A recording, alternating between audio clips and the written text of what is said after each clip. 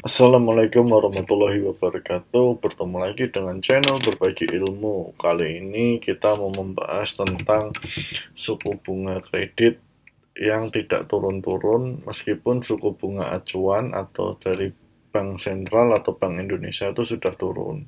Nah, banyak dari kita alami kalau ketika kita memiliki suatu utang atau kredit di bank, entah itu utang dalam bentuk KPR, terus atau utang dalam bentuk produktif, baik itu modal kerja atau investasi. Nah, kita sering melihat adanya penurunan suku bunga oleh Bank Indonesia, tetapi tidak dibarengi secara otomatis oleh penurunan suku bunga kredit yang kita miliki di suatu bank. Nah, itu nanti kita akan bahas di sini kenapa itu terjadi dan bagaimana mekanismenya secara umum.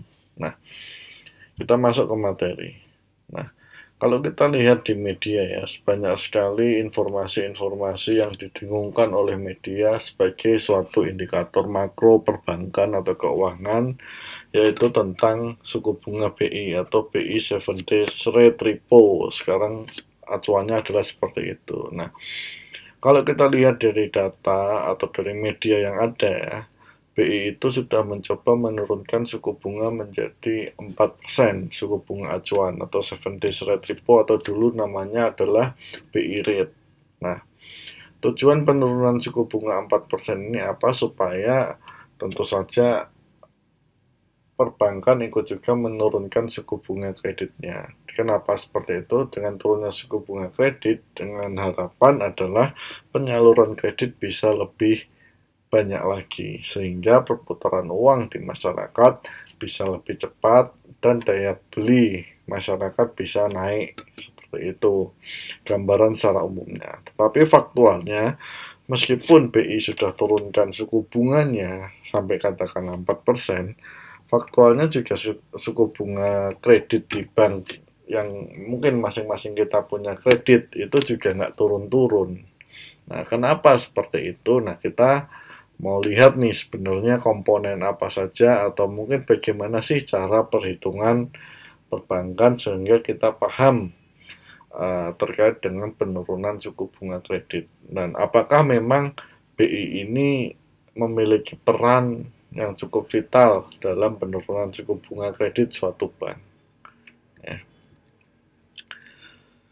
Penurunan suku bunga acuan atau BI 7 Days Rate Repo tidak secara otomatis ya membuat perbankan menurunkan suku bunga kreditnya. Nah, ini jelas ya karena secara praktek kita juga alami. Katakanlah hari ini BI turunkan suku bunga menjadi contoh ya 3%. Ya, utang kita suku bunganya ya masih mungkin 11%, 10%, 12%. Masih seperti itu. Jauh sekali dengan harapan bahwa kalau dia turun 4%, jadi 4% ya bisa jadi satu digit lah seperti itu. Tapi faktanya kan tidak. Nah,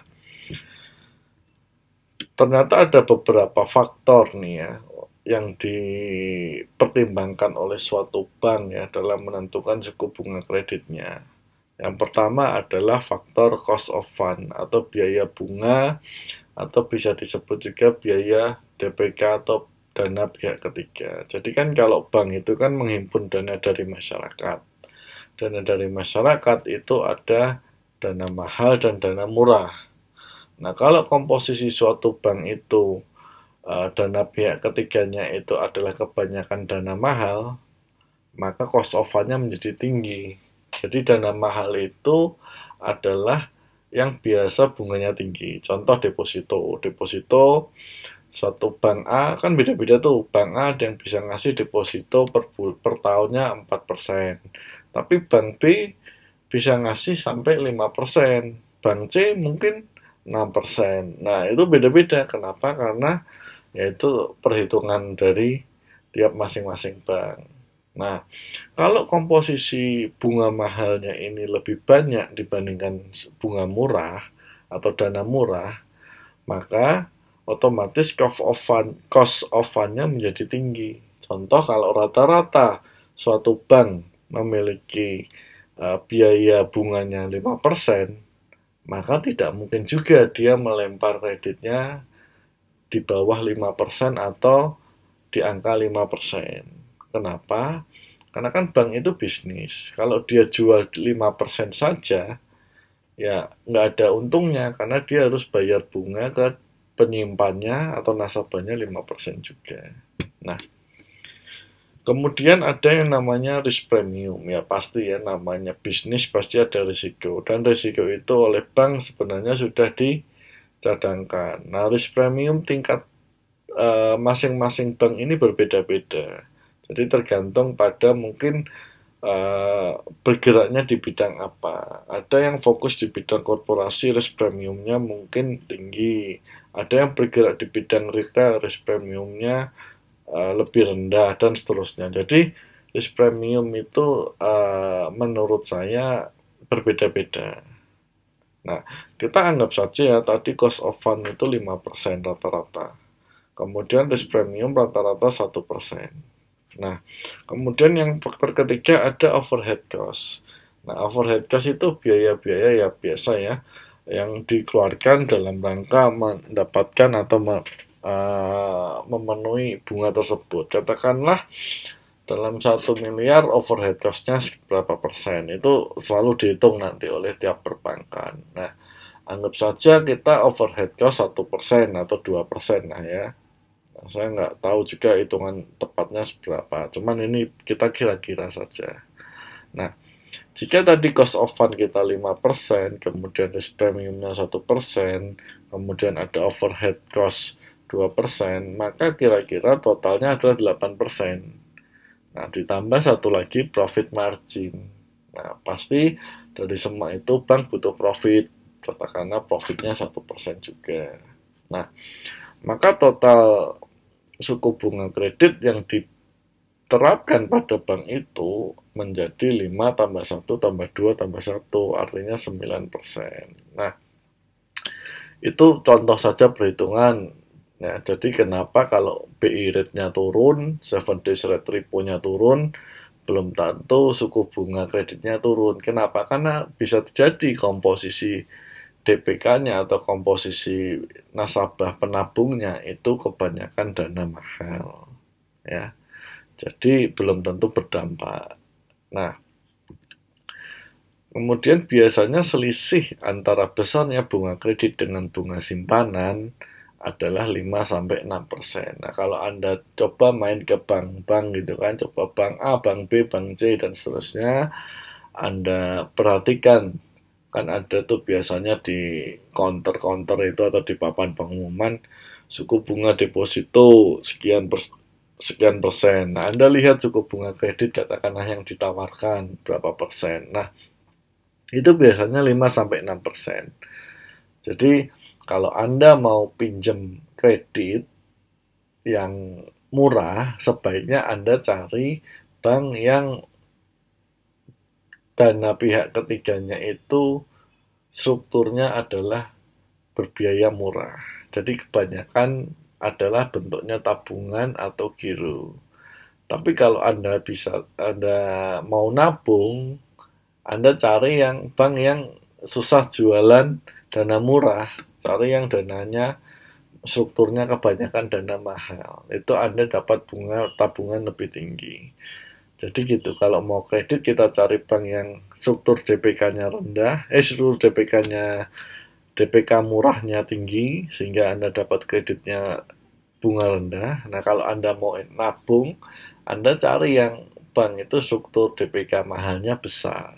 Nah, itu. Nah, pertanyaan selanjutnya, lah terus apa gunanya kalau gitu 7 days rate repo atau suku bunga acuan diturunkan? Oh, ternyata faktanya bank-bank yang ada di Indonesia belum tentu juga menurunkan suku bunga kreditnya, katakanlah seperti itu kan. Nah, ternyata memang tidak otomatis. Nah, tapi suku bunga acuan ini mempengaruhi apa? Mempengaruhi juga besarnya nilai suku bunga dari tiap-tiap bank yang ditawarkan kepada nasabah peminjamnya. Nah, katakanlah bulan ini BI rate-nya turun menjadi 4%. Maka bisa jadi besok itu ketika bulan depannya suku bunga tabungan, suku bunga depositonya ikut turun. Ya. Nah, sehingga itu secara cepat atau tidak cepat atau langsung maupun tidak langsung itu akan mempengaruhi penurunan suku bunga kredit. Nah, memang tidak otomatis karena banyak bank itu sudah menyalurkan kredit dalam jangka waktu mungkin 5 tahun, 10 tahun. Nah, sedangkan ada juga nasabah pinjam menempatkan dananya itu cuma dalam hitungan bulan. Seperti itu ya. Jadi itu penyebabnya kenapa eh, perbankan tidak otomatis menurunkan suku bunga kreditnya ya karena tadi itu 4 faktor ini. Ada cost of fund-nya kita harus lihat, kemudian ada risk premium, overhead cost, sama profit margin-nya. Yang paling mempengaruhi adalah cost of fund biasanya. Ya, nah BI rate itu secara otomatis atau secara langsung itu lebih mempengaruhi ke suku bunga tabungan atau suku bunga deposito. Itu lebih cepat turunnya. Kalau BI rate-nya turun, biasanya depositonya bulan depannya ikutan turun. Nah, dengan deposito suku bunganya turun, maka secara otomatis membutuhkan waktu untuk menurunkan suku bunga kredit.